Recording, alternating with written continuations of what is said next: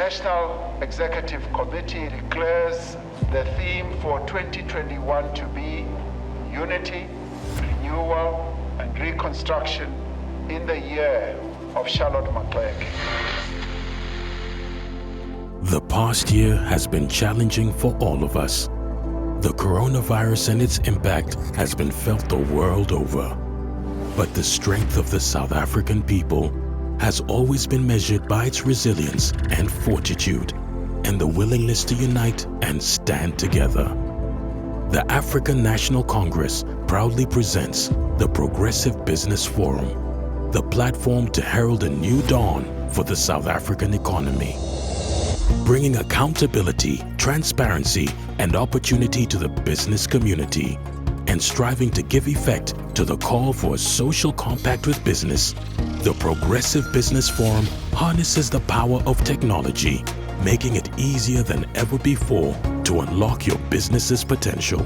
As a truly inclusive portal for all, your inputs are now able to reach the highest level of attention of our ANC leadership and government leaders, connecting you to an economic hub bursting with possibilities. It's a new modern look, underpinned by a traditional set of values that puts you, our subscribers, first. So, how can you be a part of it? Simple. Sign in, enter your business's details, and choose the package that best represents your company's goals. Our platform is safe, easy to use, POPIA compliant, and joining gains you access to a galaxy of benefits. From exclusive ministerial networking events to world-class webinars, workshops, skills training, trade facilitation, women in business, and so much more, the Progressive Business Forum platform becomes your gateway to a future never dreamed possible.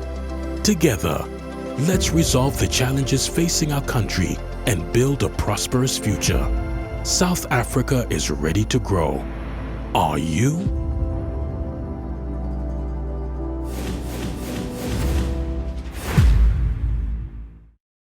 Good afternoon, everybody, and welcome today to this very important webinar. I'm so pleased to welcome you all, even though on this little bit of a cold day here in Gauteng and Johannesburg. I hope all those joining us from Gauteng today are keeping warm. What a pleasure today. We are talking today about the Political Party Funding Act. Now, the Act number 6 of 2018, which came into effect 1st of April 2021 this year. It's quite groundbreaking because it's bringing accountability and transparency more to you as a business, to you as a citizen, of how political parties source their funding. And the act, of course, has created much interest from civil society as well as business. Now, being a democracy-enhancing piece of legislation passed out by Parliament, it's our pleasure to welcome today our convener of the Progressive Business Forum, Mr. Sipho Mbele. We also have with us today the head of party funding. The party funding is managed by the Independent Electoral Commission, Mr. George Mahlangu from the IEC, as well as Mr. Matsobane Nkoko, the manager of Political Party Funding Department of the Independent Electoral Commission. And of course, you, the PBF and PCF subscriber. This event is an exclusive to PBF and PCF subscribers who are able to participate. If you are watching today from Facebook or our YouTube channel or from my ANC, welcome. And we encourage you if you've watched the video in the beginning, to participate, because the PBF is an important platform for participation in policy development and within the ANC, and ultimately, as the ANC is the leading party within government as well. I now introduce to you the convener of the PBF, Mr. Sipho Mbele. Thank you, Sasha. Good morning, everyone. Indeed, it is a pleasure to welcome everyone to this important webinar on the Political Party Funding Act of 2018. As Comrade Sasha has alluded, and the video have shown that the programs of PBF Our work is to manage the programs focusing on our mandate, which include ministerial briefings, research and roundtable discussions, business summits, skills training and development, workshops, trade exhibitions, trade facilitations and promotion, and again, we focus on a program focusing on women in business summits, which we host annually around August. What is key as a mandate of Progressive Business Forum is, of course, the empowerment of South Africans, particularly our subscribers. There can hardly be a greater source of effective empowerment than the development of the capacity and knowledge of the people of South Africa to be sustainable, involved in the economy of our country. It is indeed, therefore, the aim of this webinar to educate and inform our subscribers and the public in general of the implication of this democracy-enhancing legislation, to dispel any misinformation that may exist, and most of all, to empower each other. Essentially to any democracy is the functioning of political parties and the holding of regular elections. All this requires significant funds. It is the obtaining of such funding and the spending of those funds that has enjoyed so much focus around the world, not least in our own country. In many countries in Europe, funding of political parties stem in part from various allocations from the national budgets. In the United States, for example, private funding represents a significant portion of campaign cost. There is, of course, what is called the mixed model, where funding derives from public and private financing, and increasingly an obligation of disclosure by political parties on the sources and the composition of that funding received. It is the desire, therefore, to improve democracy by allowing voters to have knowledge of the donors of a political party that has driven the Political Party Funding Act in our country. The clear intention is not to prevent any donation or private funding. It is to regulate it and make that information public. It exists to promote trust and confidence by all South Africans. In essence, the Political Party Funding Act introduces strict regulatory framework for the private funding of political parties. This includes setting limits for the source, size, and the use of donated funds by political parties. The Independent Electoral Commission, which is part of this discussion, play a very significant role in ensuring that the Act is implemented. According to the IEC open quote, the funding of political parties is key aspect of all modern multi-party democracies, and drafting and approval of the Act by Parliament was a major step towards regulating this space and bringing South Africa into line with the best international practice, close quote. Perhaps the most concise summary of motivation and thinking of government behind the Political Party Funding Act was made in the statement in January 2021 at the signing of a Political Party Funding Act into operation by the President. It reads, the implementation of the Political Party Funding Act will have far-reaching consequences for good governance and ethical political activity. It will strengthen the confidence of citizens in the democracy and in the democratic political process, enable them to assert their right to information. At the same time, through the establishment of the Represented Political Party Fund, which provides public fundings to parties, the Multi-Party Democracy Fund, which funds parties from private sources, the Act seeks to ensure that all represented political parties receive sufficient funds for their work in a fair and equitable manner. The commencement of the Political Party Fund Act on the 1st of April is part of the commitment of this administration to improve transparency and accountability in government. It needs to be said that the work that went into the drafting and leading to approval of the Act relied on the work by many people across the spectrum, and in the acknowledgement, the President's statement concluded that, he said, We commend the IEC, the Department of Home Affairs, members of parliament, political party leaders, and other stakeholders for the extensive preparatory work required to bring this legislation into operations. He calls on all political parties to work together and with the IEC to ensure the effective implementation of this law. Ladies and gentlemen, today we'll hear from Mr. George Mahlangu and Mr. Matsobane Nkoko of the Independent Electoral Commission about the implications of the provisions of the Act and how it can affect and enhance transparency in our democracy and how it affects your business. I would like to encourage you to participate actively today and to avail yourself for the opportunities being presented. Program Director, I thank you. Thank you, Sipho. Sure. Those words, Independent Electoral Commission, sometimes becomes a tongue twister for us all, especially me. But thank you very much, Convenor. It really laid the ground to where things are. Before I hand over to the head of party funding, I just want to cover some groundwork on how we're going to work today. What's going to happen is if you have any questions, any comments during this webinar, please make use of the chat box. I would prefer, if you can, in the Q&A box to put the questions that you will pose to the various parties, either the convener of the PBF or the IEC, into the Q&A box because it helps me coordinate it. I will then pose those questions once the presentations are done. Now, the Political Party Funding Act doesn't just implicate political parties. That's why we're here today. It implicates you as a business, as a citizen. And we're looking at it specifically from the point of a business and how it would affect you as a business. What is the onerous on you? What do you have to do?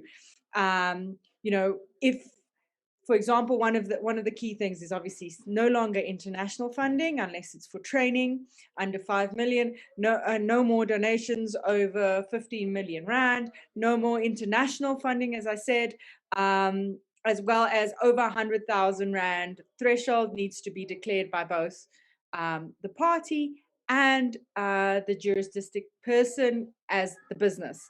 So excited to learn how this works, what it does. Will this impact you as a business? So I'm just going to ask a really quick poll with you here today.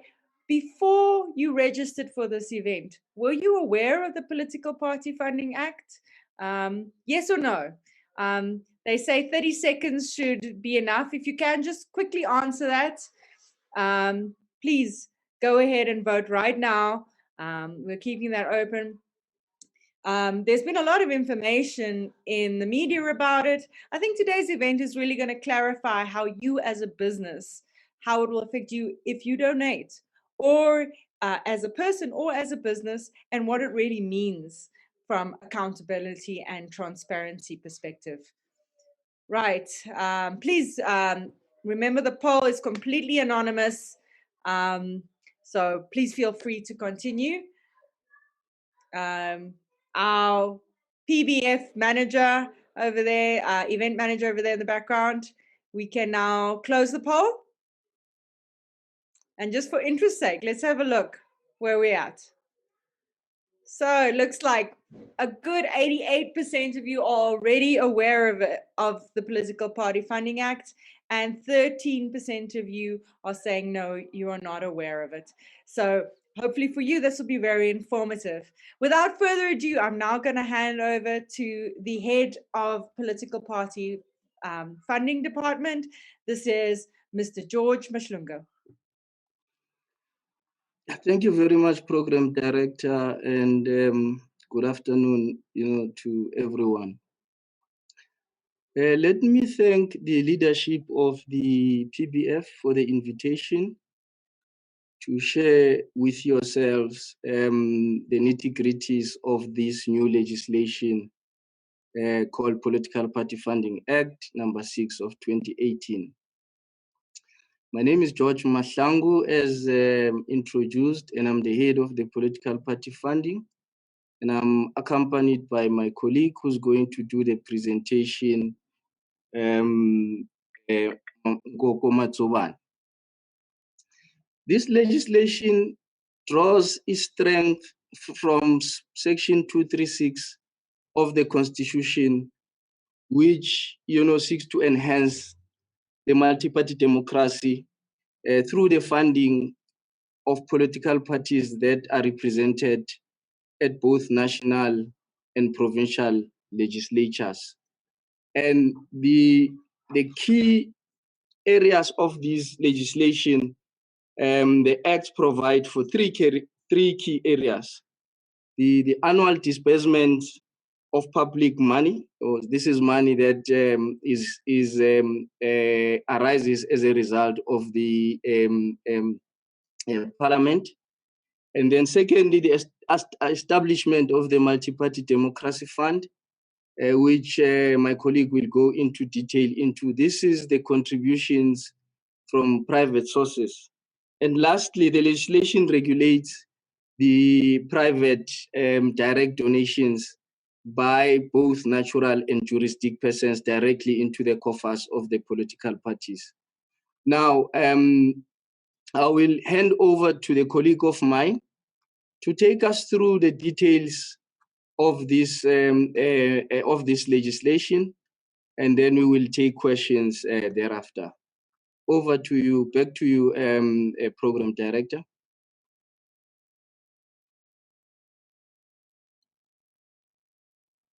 Yes, I was just saying, if you saw in your chat box, please tell us who you are, what your business is. We all need, if you're a small business, even a big business, you all need an opportunity to punt ourselves. So please feel free to make use of the chat box for that. If you have any questions throughout, you don't have to wait till the end, ask it in the Q&A box. Without further ado, I hand over for the presentation by Mr. Nkoko. Thank you. Thank you very much, Sasha. And once again, good afternoon to the attendees here, participants at this webinar. And I would like to extend word of appreciation, I think following on what my manager, Mr. George Mahlangu, has indicated. Thank you very much for an opportunity to interact with the PBF members on this important piece of legislation that the IEC is seized with the responsibility to administer. Just also to appreciate, I think I was listening to you, Sasha, I was listening to Mr. Mbele as you're doing your introductions, that it would appear that you have definitely done your homework, because the manner in which you were talking about this legislation suggests that you have interest in it and you have some good understanding of the legislation. My presentation, which I'm going to beam right now, and I'd like to get confirmation that it's visible from the other side. If I may have a slideshow. Yeah. Are you able to see it on your end? Yes, we are, Mr. Nkoko. Thank you very much. It's a fairly short presentation, I think less than 20 slides in total. And it's really based on the Political Party Funding Act itself, which is what we are meeting here to discuss. This is the contents of my presentation. I'm going to spend quite some time in the high-level overview of the Act, and I'll further go into just giving details on the specific interpretations, the specifics about the funds, section by section summary of the Act, and the schedules, as well as conclude with some implementation progress in this regard. I hope that my slides are moving, because technology has a tendency of failing you at the waste of times. I get confirmation that it's moving the slides as I'm. It is moving. Fantastic, thank you very much. Just at the very high level, and Mr. Mahlangu has indicated, this legislation, the enactment of this legislation is based on foundational values of the Constitution as we know them, largely around accountability and openness in a multi-party democracy situation, which South Africa is. But it is also very important to deepen democracy, promote national interest, and most importantly, I think, protect the sovereignty of the republic. This is about what you referred to, Sasha, that some foreign governments may not make donation, to political parties or whatever fund that is created by this act. So the sovereignty of the republic is of utmost importance.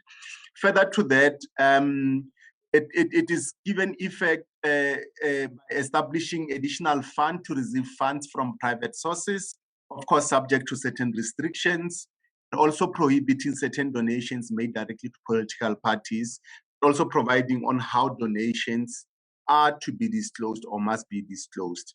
Mr. Mahlangu referred to Section 236 of the Constitution, which is the basis really for political party funding in South Africa.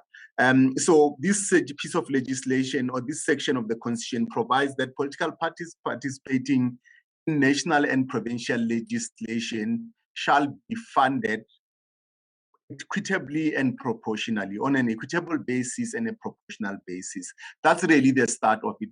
The funding of political parties is based on Section 236 of the Constitution.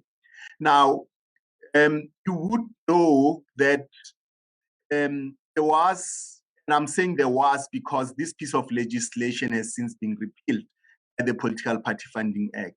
There was Public Funding of Represented Political Parties Act. It's a 1997 act, which was initially the one that gave effect to Section 236 of the Constitution. This piece of legislation, which I repeat has been outlawed, it established what was known as the Represented Political Party Fund.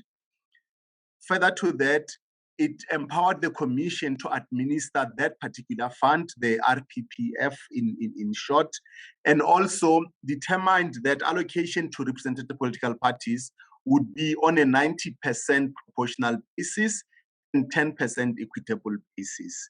Now, the new legislation speaks of 2/3 proportional representation and 1/3 equitable representation. That already is a huge change in terms of how and the extent to which political parties are funded. But I will speak about these details as I move forward.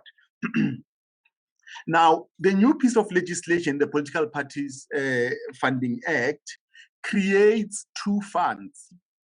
On one level, it retains the Represented Political Party Fund, which is basically a fund which gets money from the national fiscus. It's appropriation from national parliament that goes into that particular fund. The second fund, which is brand new fund that has been established by the Political Party Funding Act, is the Multi-Party Democracy Fund. Now, this fund is once again also managed by the IEC, and it's funded from private sources. Underline private sources because state institutions are not allowed to put any money into this particular fund. And we'll get into those details as we go on. Now, the administration of the funds are administered by the Commission, as I've indicated. And most of the provisions regulating the funds are drawn from the Public Funding of Represented Political Parties Act. That very act that I said was repealed forms a large part of the new legislation, which is what we are discussing today, the Political Party Funding Act. The Act regulates direct and private donations to political parties as well. Now, very importantly, this new Act prohibits direct political party donations from foreign governments and foreign government agencies. So the government of Namibia, Botswana, Swaziland, Lesotho, United States, is not allowed to make a direct political party funding. There are agencies as well, your Namibian Industrial Development Agency, your Zimbabwe Development Corporation, whatever they are not allowed to make direct donations into the political party funds directly. Of course, in respect of the foreign entities, however, can make donations to political parties directly with specific conditions. One, it must be for the purpose of training, for the purpose of skills development or policy development with a limit of 5 million rand per financial year. Just to clarify, foreign entities at international level, foreign entities can make donations to political parties directly, but it has to be specifically for training, for skills development or policy development, up to a maximum of 5 million rand per financial year. Organs of state internationally cannot make donations directly to political parties. State-owned entities, as I indicated, and once again, proceeds from crime in terms of the Prevention of Organized Crime Act cannot be allowed as donation to political parties. The Act further prohibits contributions to the Multi-Party Democracy Fund from foreign governments and from foreign government agencies, from organs of state locally, your ESCOM, your DINEL and so forth, are not allowed to make contribution into the MPDF.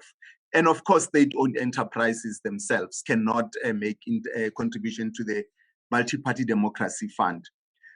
Now, this act places a cap on how much any person or entity can donate in a particular year. And this amount, it's set at 15 million rand. It further prohibits donations made to a member of a political party, except if the donation is for political party activity and accepted on behalf of the party. Put in layman's terms, a donation cannot be made to a member of a political party that is known to be, a member, a leader of that political party directly to him or her in his or her personal capacity, unless it's for the political party activity. I hope that is clear. Now, contributors to MPDF may request anonymity, both in terms of their identity or the amount that is being contributed. So in terms of the legislation, a contributor to the Multi-Party Democracy Fund can make a request in writing to the Commission to say, I would like not to be identified, both in terms of the money contributed or the amount contributed. Going right ahead, the Act requires the disclosure of all donations above prescribed threshold to the Commission. Now, this is what we call a dual disclosure. Both the political party receiving direct donation and the individual or entity making the donation must both disclose. And this is with respect to any donation above 100,000. Such donation must be disclosed, and it must be done on both sides. It's very important to just indicate this point that donations in terms of definition in this act are donation in monetary terms or donations in kind. A question may be asked, how do you quantify a donation in kind? It is required that any donation in kind, and I'm giving you an example. If a member of a political party or a contributor, a donor, donates, 10 buses that would ferry political party members to a rally and so forth and so forth. The cost of such kind of donation, if it would have cost the party 100,000 to transport those many political party members to a rally, that's the amount that must be disclosed. Although it was in kind, that needs to be quantified in rand terms. So that's what donations are. Anything above 100,000 must be disclosed by both the donor and the party, up to a maximum of 15 million rand, of course. So one donor cannot donate more than 15 million rand in a financial year. And anything that such a donor makes that is above 100,000 must absolutely be declared by both the party and the donor. Now, the Act requires the Commission to publish the donations disclosed to it on a quarterly basis. What this means is that on a quarterly basis, the Commission will, upon receipt of the declarations from or disclosures from political parties and donors, publish on its website the donations that have been made or the declarations that have been made by the different political party. The Act further provides that these disclosure requirements do not detract from the right to access to information under the Amended Promotion of Access to Information Act. What this means really in layman's terms is that Although, you may request anonymity and so forth, the Promotion of Access to Information Act still applies in such cases where there could be a request to get information about who has donated, of course, within the ambit of this particular legislation, as I've indicated. Now, the Act specifies a number of responsibilities or obligations or duties of political parties. Among others is with regards to accounting and reporting on the funds received by that party. The Act further provides that any unspent money from the funds at the end of the financial year, or if such a party was not re-elected at the end of a term, such kind of money, or the party is dissolved in the interim or in the process of a term, the Act specifies what should happen to monies that were paid out to that particular party.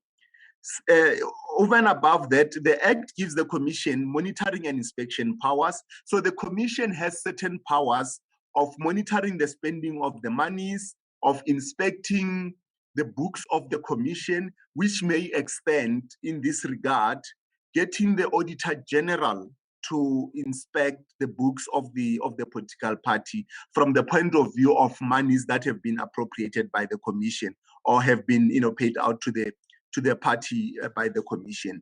The Commission also has powers to suspend payments of money and recover money regularly received or spent. And also it gives the Electoral Court the power to review decision of the Commission and to impose administrative fines on political parties. That's really the in a nutshell what the legislation gives as powers to the Commission, or the obligations on the part of the political parties as well as the donors. Now, the next set of slides just basically takes you through each one of the subsections or the sections in the Act. The Act is a very short, straight to the point Act. It's got 26 sections, I think, in total. And Chapter 1 is basically the interpretation. I spoke about, definition of a donation in terms of the Act. Definition of a donation is both donation in kind or donation in monetary terms. All those are considered donations and they must be declared. Chapter 2 speaks specifically on the funds. I spoke about the establishment of the Represented Political Parties Fund, which is a fund that is receiving money directly from the national fiscus, and such money would be appropriated to political parties on an equitable and proportional basis. Now, this is 33% and 67% respectively, meaning 33% will be distributed equitably and 67% proportionally to the represented political parties. These are parties that are represented at national legislature, at national parliament and the provincial legislatures, not at local government level. It's very important to keep that in mind, that this money is only given to parties that are represented nationally in parliament and provincially at the provincial legislatures. Section 3 speaks about the establishment of the Multi-Party Democracy Fund, which is a new fund that I've indicated, which receives money from private donors, which prohibits state entities, governments, and so forth from making donations into this fund. Once again, also money that is collected through this fund, or that is collected through this fund, will be distributed to political parties proportionally, 67% of the fund, and equitably 33% of the money in that fund.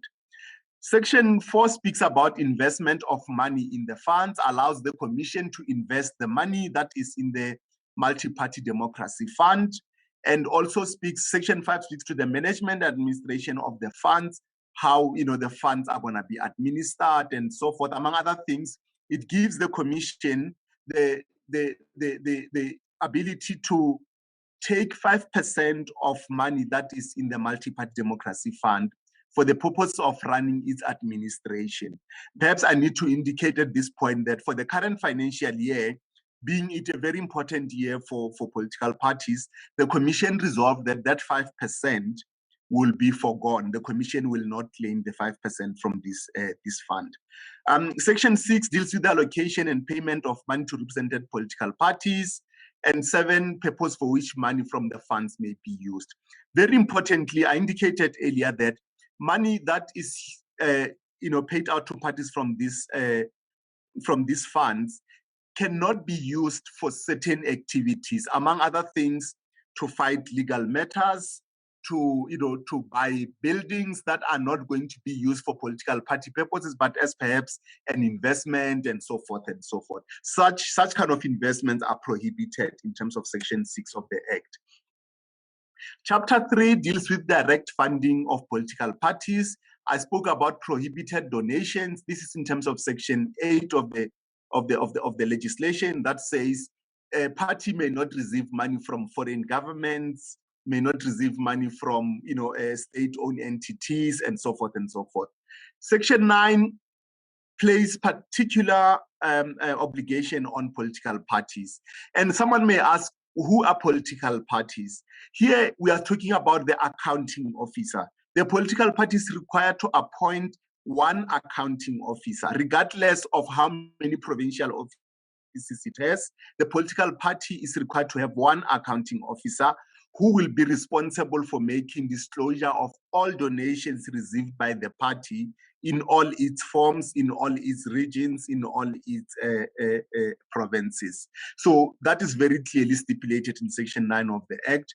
Prohibition of donations to a member of a political party. I spoke about this matter to say that a member of a political party may not receive a donation directly to themselves as a member of a political party in their personal capacity. Duties of political parties, further to that, the parties must furnish information to the Commission at prescribed times. I may have to indicate here that the regulations indicate that on a quarterly basis, political parties must submit disclosure of donations received. Further to that, how political parties must account for its income is stipulated in Section 12, and how the unspent money at the end of the financial year should be dealt with.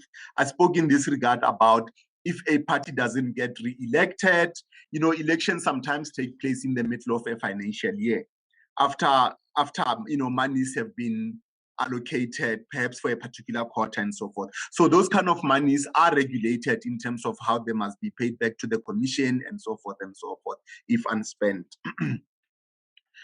Chapter 5 deals with enforcement. I spoke about how the Commission is given certain powers to monitor or inspect the books of the political party, insofar as the funds received from the Commission are concerned, and the Commission may issue directions also to parties to comply with the legislation where such is necessary.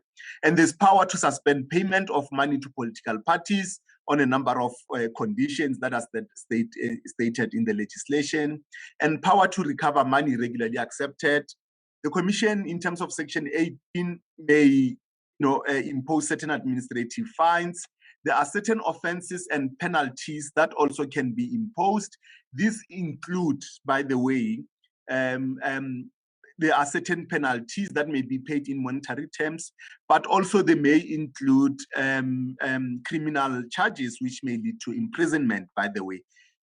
Hence, it's very important that these are taken into consideration, and some people may, particularly the accounting officer as the accounting officer of the party, may end up being jailed as a result. And the reviews and appeals that can be lodged. And lastly, Chapter 6 deals with general provisions, how the funds are going to be managed or administered within the Commission. I spoke about the 5% that the Commission may levy, how Commission should report to Parliament, and the funding of represented political parties by legislatures. We are aware that in certain provinces, there were pieces of legislation that provided for funding of political parties by the legislatures and so forth. So such kind of piece of legislation are dealt with in this legislation in terms of their continued existence or discontinued existence. And the issue of regulations, repealing and transitional provisions, and short title of the party. Just very importantly, there are two schedules in the legislation. The first one deals with maximum permissible fines that the Commission may impose for contravening the Act. I indicated that some fines may be in monetary terms, but there could be imprisonment as well. That is all in Schedule 1 of the legislation.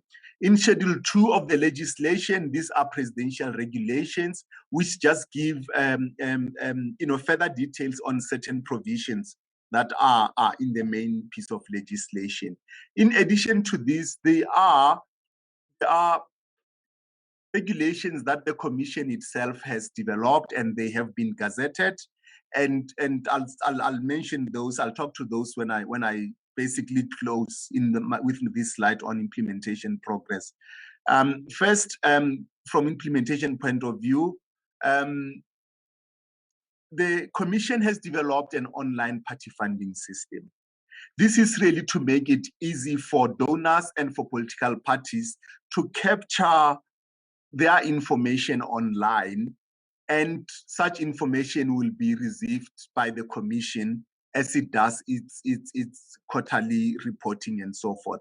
So there is an online party funding system that's available on the IEC website that parties are required to make use of to declare the donations received, but also the private donors can make use of this system to declare the donations they've made to political parties. I spoke about the regulations that have been developed. The Commission has finalized and gazetted regulations that really aim to make it, that are aimed at making it easy to implement the Act. They speak about, when declarations must be made, how frequently, and so forth and so forth. We have trained political parties, accounting officers. We did an on-site training for political party accounting officers who came to the National Office of the Commission, and they were taken through training. We've trained political parties represented at provincial and municipal level. Most of this training was done virtually, but we've also trained registered but unrepresented political parties. We are currently standing at about 400 parties that are registered with the IEC, but only 15 of those are represented in the two legislative houses. So you can imagine that there is another 385 parties that are unrepresented, but this legislation applies to equally, except at the level of them receiving the money. They do not qualify to receive money from these funds. We have presented to the representative of all provincial legislatures, and we have met with various business chambers to publicize the new fund, that is the Multi-Part Democracy Fund. And there is continuous interaction and presentations that are being made to a number of stakeholders, some private companies, and so forth and so forth. And currently where we stand, some political parties and direct donors have already started capturing their declaration on the OPFS, which is the online party funding system. So we have really made some strides. We have made some progress in this regard, and we are implementing the Act as it were. Thank you very much. That is the end of my presentation. Phew. Thank you, Mr. Nkoko. That was a lot of information, and particularly your last remarks on the OPFS, which is the online party funding. Can you help me there with that last one? What is the S? Online party funding system. Online party funding system. There we go.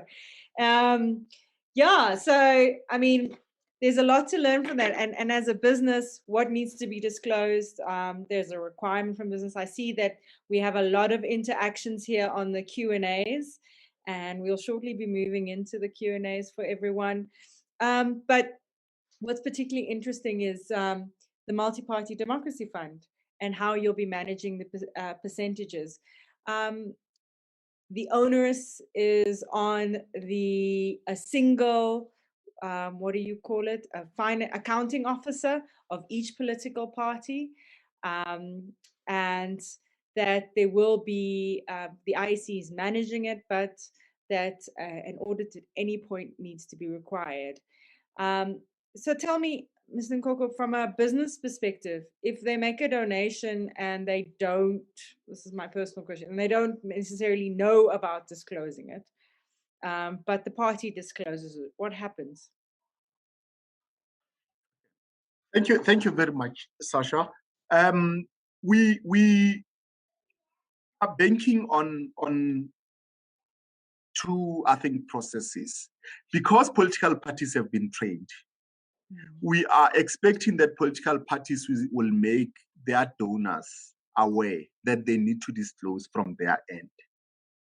But also, where a political party makes a disclosure, and we find that it's a one-sided disclosure, we will then, make a contact, make follow-up to make sure that the donor themselves also makes that declaration or they make that disclosure. Thank you. So there is a period of time for people to get educated, because obviously not everyone is. Though we saw that most of the people from our opening survey said 88% of them have heard of the Political Party Funding Act. But I'm going to ask another question here to our attendees today. Are you actually familiar with the OPFS, the Online Political Party Funding System? Are you familiar with the online party funding system and the disclosure process?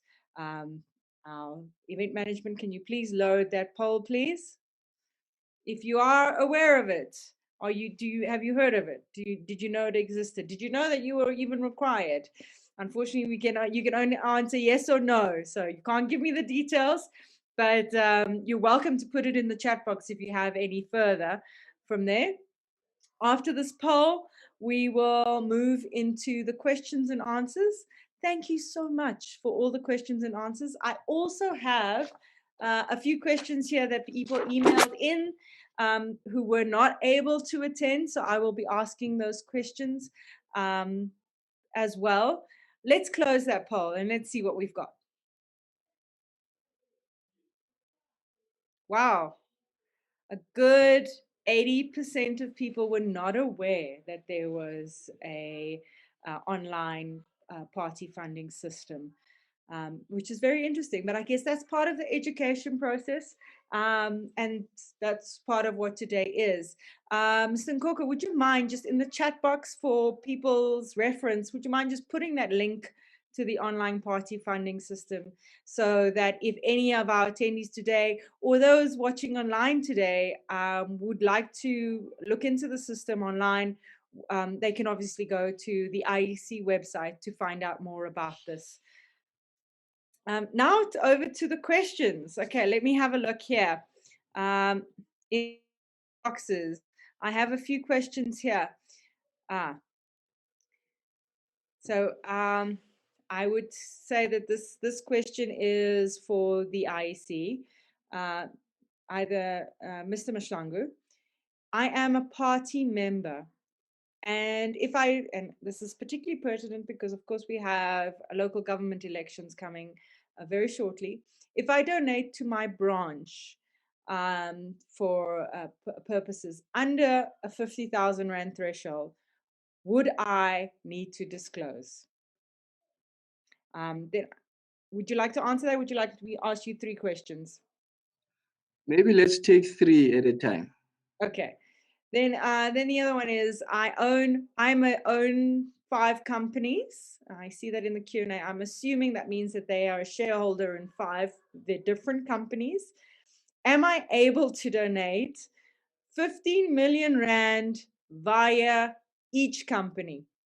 I think that this is an individual asking a question, but the company will be making the donation, not the individual. So would those 5 companies be able to make 5 different donations to the threshold value? And then the last question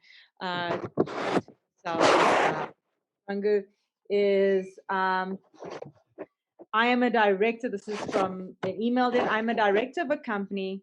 My company makes a donation. What does my company need to disclose and to who?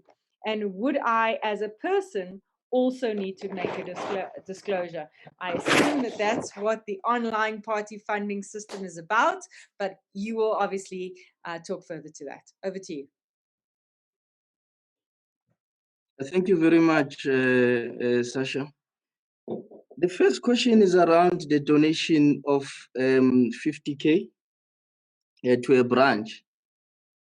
This donation is less than 100,000 per annum. If there is no any other donation outside over and above the 50K, this donation is not going to be disclosed.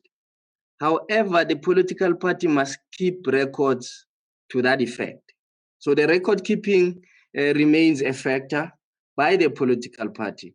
However, the donor is not expected to disclose who he is, whether be it a shareholder of a company or be it the company itself. So there won't be any disclosure expected from the donor. The second question is around the 5 companies donating to a tune of 15 million each. Each company is seen as an independent entity, a juristic person. Yes, this will be allowed, meaning that if the shareholder is the sole owner of the 5 companies, the shareholder won't be expected to donate more than 50 million per annum as an individual.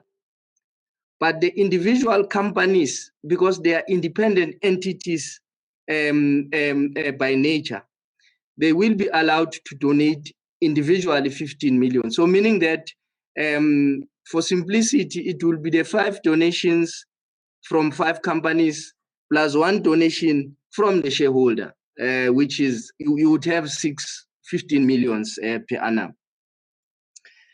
And then the last question refers to, I'm a director of a company and I donate to a political party of my choice, which I would expect would be the ruling party in this case. Yes, if the donation is above 100,000, there is a form to that effect that the donor has to fill in, so that when we publicize this information, we are going to publicize who the donor is. This is meant to guard against, it's basically to promote transparency, so that the voters would know that so and so has donated this much. Is this person getting favors in one form or another? So the transparency basically is trying to say we are open, we are going to say and publish who the donor is.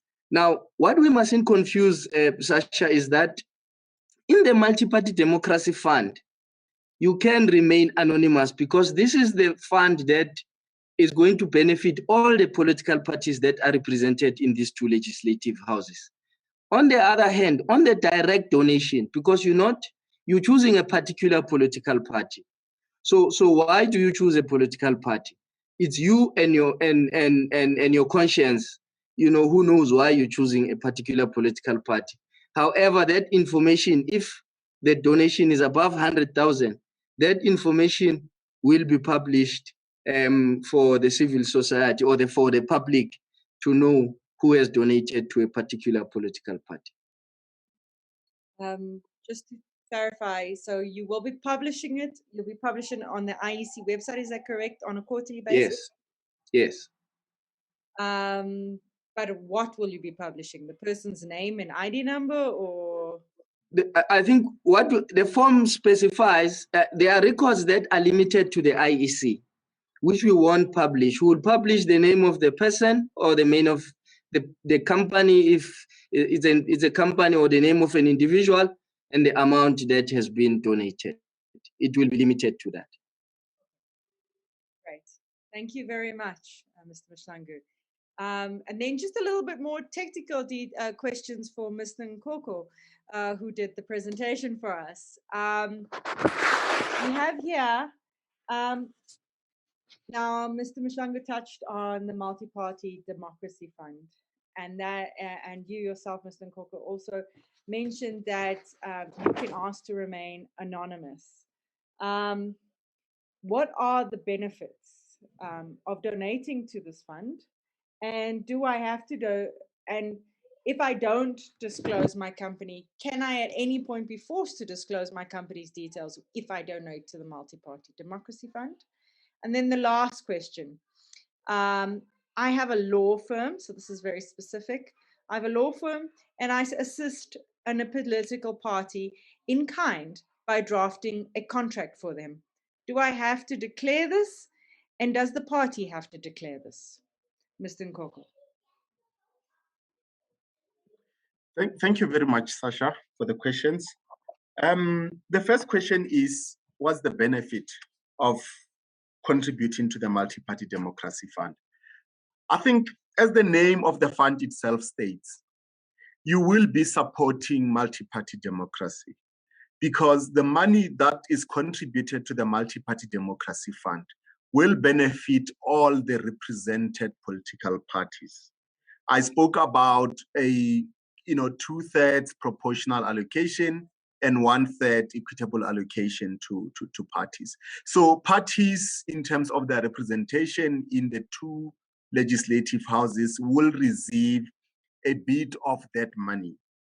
Even if it's 100,000 rand, it will be broken down equitably and proportionally among the 15 parties. So in that regard, you are supporting multi-party democracy, you are supporting the vibrancy of our democracy, so to speak.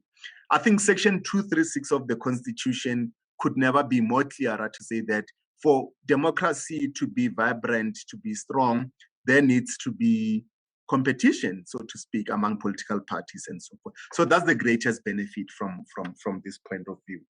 Now, can I be forced to disclose my identity when I contribute to the Multi-Party Democracy Fund? It's a very interesting question, Sasha, because there's a number of things we can think about. Some parties are established along certain religious lines, so to speak. They subscribe to certain religious beliefs. Some are, along various other lines and so forth. So it may happen that Political Party X says, yes, there is 1 million rand contributed into the Multi-Party Democracy Fund. I won't accept money from that fund unless I know that it's not from someone who's against my ideological beliefs, so to speak, and so forth. And in as much as a request was made for anonymity, such a party, through legal processes, the POPI, the PAIA, and so forth, could get access to the identity of such a donor, of course limited to what court will allow in terms of that piece of legislation. I think that's one circumstance that I think the identity of the donor could be disclosed. I beg your pardon? The act of public interest. Yes, correct. Yes. So the court will apply a measure to decide whether such identity must be disclosed to that particular individual that requested, or party that requested information. Now, Sasha owns a law firm and drafts contracts for a political party. And that is considered donation in kind. I indicated in my presentation that every and any effort can be quantified in monetary terms. The question is, how much would it have cost a political party to approach an open market legal firm to say, I need these contracts developed? If that amount would come to 100,000 or more, such money would need to be declared in terms of the legislation. Thank you. So if it doesn't come to 100,000, it doesn't need to be declared. You keep the record. The political party must keep such a record, because it might happen that before the end of that financial year, you draft another contract and it goes up to 100,000 or beyond. What if a discount is given?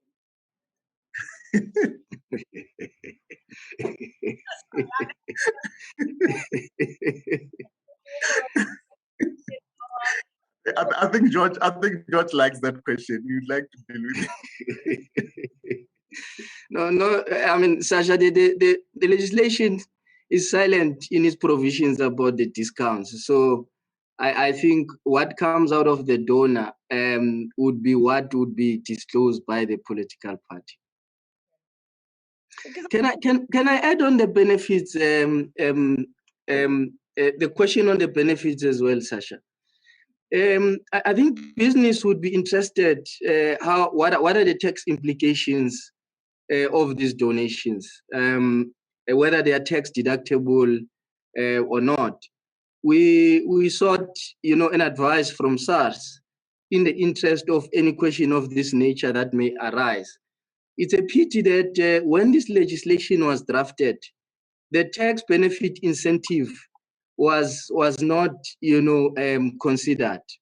So as we speak, this donation would be made after, after the calculation of tax. So basically, there is no tax benefit as a result of the fact that political parties are non-tax paying entities. Now, the political parties themselves, they don't pay tax on the money that they receive. Therefore, a donor won't be receiving a tax incentive for donating into a political party. So it's something that I think the political parties must take upon in Parliament, maybe in future, because there may be business that may want to donate into this fund. But because they can't deduct this donation for tax purposes, they may be discouraged, on donating directly into a political party fund or to a multi-party democracy fund. So I felt that let me also clarify that in case there's someone sitting there and asking himself whether there are any tax incentives on the direct donations or contributions into the multi-party democracy fund. Does that mean, Mr. Mahlangu, that if anybody donates either to a party or to the multi-party democracy funds, that they face donations tax? Yeah, they are not going to pay donations tax because political parties themselves, they are not going to be seen as offloading income to someone else, because that particular person is not a tax-paying entity themselves. Hence, they are not going to claim any deduction as well from the donation that they would have made to either of these bank accounts of these funds. Right. So to clarify that, you won't get the tax benefit or get a VAT benefit out of it, but you also won't face a donations tax or have to pay tax on the amount that you have donated. So either the political party funding, multi-party democracy fund, or to a political party. Now, I've been saving a few questions here for the convener of the PBF. I'm hoping that I still keep my job intact after this and the questions are not too onerous on you, convener. Sipho Mbele, Mr. Sipho Mbele, I have some questions here. The PBF is a program of the ANC. Its real job is to engage with business, as you. Now, I have two questions here. The one is subscription versus donation, and I'm just going to expand on that. If I make payments to my PBF for my subscription, so the PBF you pay an annual subscription for itemized numbers that you pay for. Is that considered a donation to the ANC or a political party, and therefore subject to the Political Party Funding Act? I have another question then for you.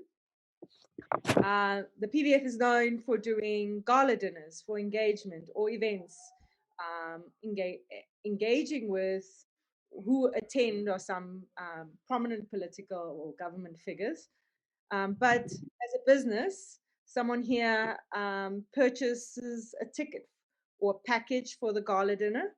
Is that considered a donation to the party? And would they need to disclose this And then the last one is if a company sponsors the event of the PBF.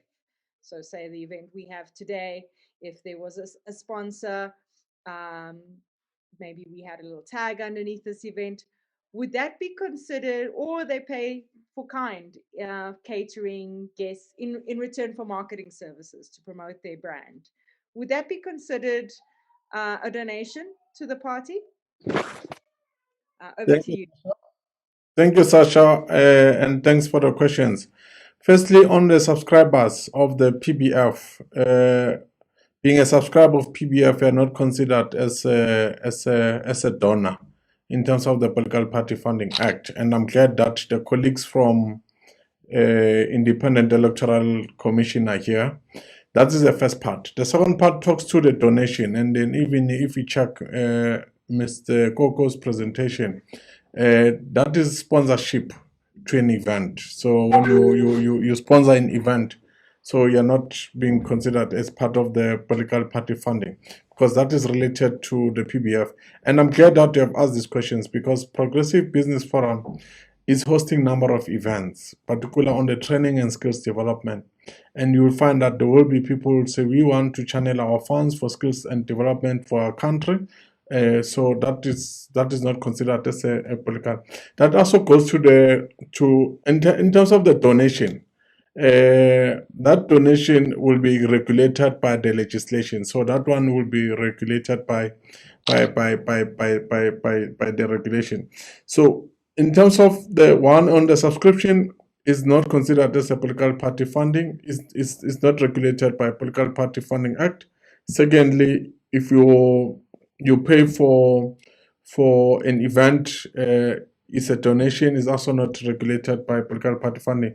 If my company wants to promote its products, is also not violating any of the legislation in terms of the political party funding. And I hope I'm in line with the legislation, and I'm glad that the colleagues are also here to guide me. Thank you. Thank you, Mr. Mbele. I take it because the program of the ANC, the PBF is a program of the ANC, it obviously through the subscription pays for the program itself. And that's why the funds are used for a program. It's a business that you pay for a specific service. It's not a donation. Is that correct? Exactly. So because thank you, Sasha, for being a subscriber of PBF, you also benefit in terms of you get invited to programs of the PBF. You also participate in the training that we provide in terms of skills development. We create a platform for you to contribute in enriching into the ANC policies. So it's not like you are donating to a political party. You subscribe to a program, you don't give money to a political party, but through the funds, and not the funds, through your subscription fees that we receive, we're able to coordinate and organize various activities for our subscribers. That is meant for our subscribers, so that the subscribers can able to benefit being a subscriber of PBF. Thank you. Thank you, Mr. Mbele. And I guess then that brings the last question to the IEC, Mr. Mahlangu. Hard-hitting one. Like the ANC has the Progressive Business Forum, and I'm sure other political parties. I do know that globally it's a standard that political parties sometimes have business interests. Maybe they have a business that sells magazines or what have you. If a political party has a business interest, is that considered they are a shareholder in a juristic company or juristic person? Is that considered a donation if you buy a service or buy a product from a business that a political party is a shareholder of? Yeah, Sasha, let me, before I go to the question, attend to some of the comments made by Mr. Mbele. PBF, I want to believe that it was born as a result of the existence of the ANC. Similarly to all the other, the Youth League, the Women's League, because in the past we received questions whether if you donate to the Youth League or the Women's League, are you donating to a separate entity? And the answer is no, because all these are guided by one constitution, and they were born as a result of one political party. Now, we must just be careful how do we look at the funds that are being raised by PBF, because the beneficiary, eventually, it would be the ruling party. Now, coming back to the question that you are raising, that the political party sells merchandise, T-shirts and flags and stuff like that. If the political party would be selling T-shirts and shirts at the price that you would expect to buy the T-shirt over the counter, the margins are expected in the normal course of business. I want to believe that that won't be seen. This is the normal course of the political party of raising funds.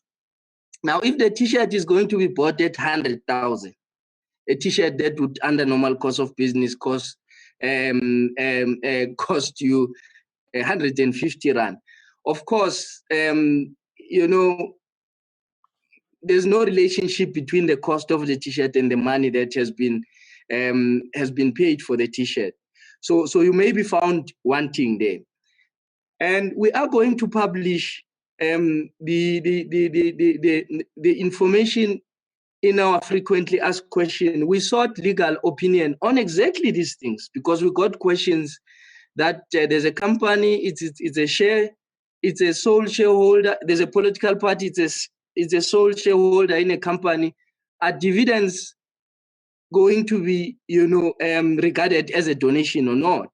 Now, there were those tricky questions that we got before. So we sought legal advice, and we got, the legal opinion. So this information will be posted, on our website so that it can guide the political parties on how to deal with matters of this nature, where a political party has got a building and that building is used for rental purposes.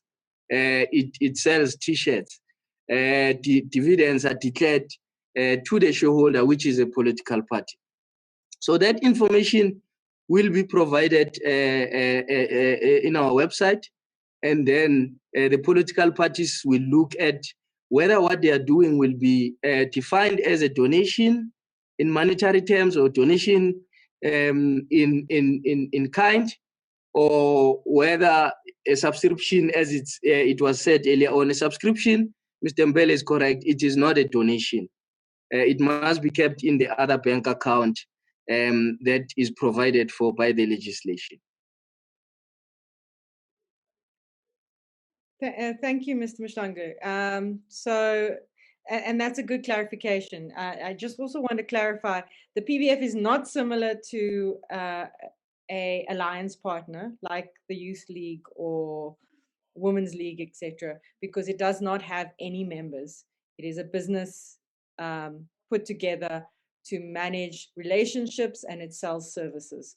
I have another question just based on what you said, and surprisingly, most of these questions have been anonymous. I have got a few names here, but I'm going to keep it anonymous because it seems that that's where sort of most of the questions are coming from. If you pay expenses for a candidate for campaigning, is it a donation? Is it for the party? It is. So, okay. So I assume, Ndafi, that what you're saying is if there is an individual who is in a party, but it's their own personal campaigning within a party and somebody donates to that specific person, or that person's trust, and not the party, is that considered a donation to the party?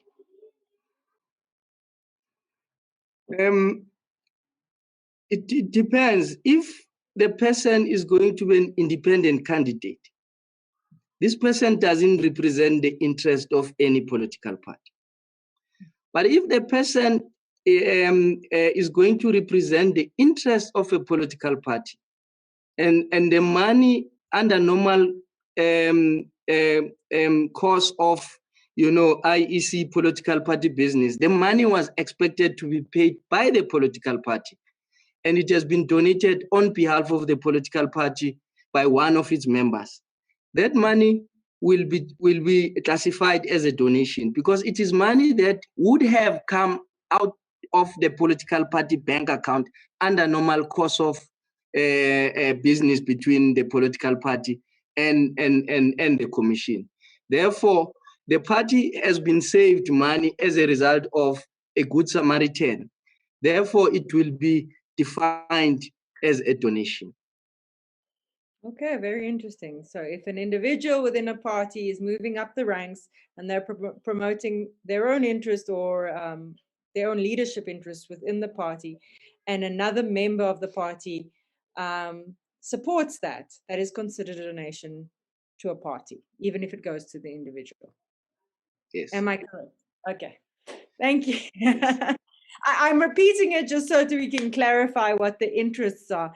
And I mean, I'm watching the time. I'm very aware of it. So I'm going to close the questions now. What I will do is I'll move to closing remarks for yourselves, Mr. Mahlangu, Mr. Nkoko, Mr. Mbele. And then we will close today. Thank you so much, everyone, for attending, PBF subscribers, those watching us today on Facebook and on my ANC. If you have more questions, please feel free to email them to helpdesk@pbf.org.za. We will also, all of you attending today, make the presentation available. And if you go to portal.pbf.org.za and register with us to keep up to date with what the PBF is doing and what policy is happening within the ANC, you will also be able to have access to certain information like we have shared today, and also this event itself, a video of it. Closing remarks, moving over to you, Mr. Mahlangu. Thank you very much, Sasha. Let me, on behalf of the Commission, thank PBF for inviting us. It is in our interest to publicize the Political Party Funding Act, to all our stakeholders in the country. So if there are future questions or future invitations, we are more than welcome to come and clarify any confusion or any misunderstanding on the provisions of the Political Party Funding Act. And thank you very much on behalf of the Commission. Thank you very much, Mr. Mahlangu. Thank you very much to the IEC. Mr. Mbele? Thank you, Sasha. This concludes the formalities for today, ladies and gentlemen. Our sincere thanks and appreciations goes to Mr. Mahlangu and Mr. Nkoko of the IEC. Thank you for being part of this important webinar today and for empowering us all with your knowledge and expertise on this important legislation. You have provided us with invaluable perspective and an understanding of Political Party Funding Act. Mostly, you have allowed us to see and understand the obligations that the private funding entails, not to fear it, but to embrace it. As we strive continuously to enjoy and celebrate our hard-fought democracy, and to have trust and confidence that the virtual funding of political parties is transparent and its ethics assured. Our thanks and appreciations goes to our program director, the former convener, Ms. Sasha Müller, for being a program director. Thank you for carrying out this important task today. If I may ask Mr. Nkoko and Mr. Mahlangu to provide us with their presentation and so that we can able to share. If you check even in social media, they are asking for this presentation. Finally, to you, the subscribers of the Progressive Business Forum and Progressive Citizens Forum, thank you for active participation today. As we've said before, the PBF is the first and foremost about people, our subscribers, and will continue to strive to create the platforms and opportunities such as today. We will harness our collective strengths for a future well within our grasp. We'll be hosting the youth event, Youth and Economy, around the 22nd of June, where we'll be inviting the youth leaders to allow them to engage on issues of the economy and also address how we can come up with solutions on youth unemployment. In that note, we're looking forward to see you in our next engagement, which will be focusing on the youth and economy. And to the team, the Progressive Business Forum team members, everyone present, thank you and all the best. Thank you.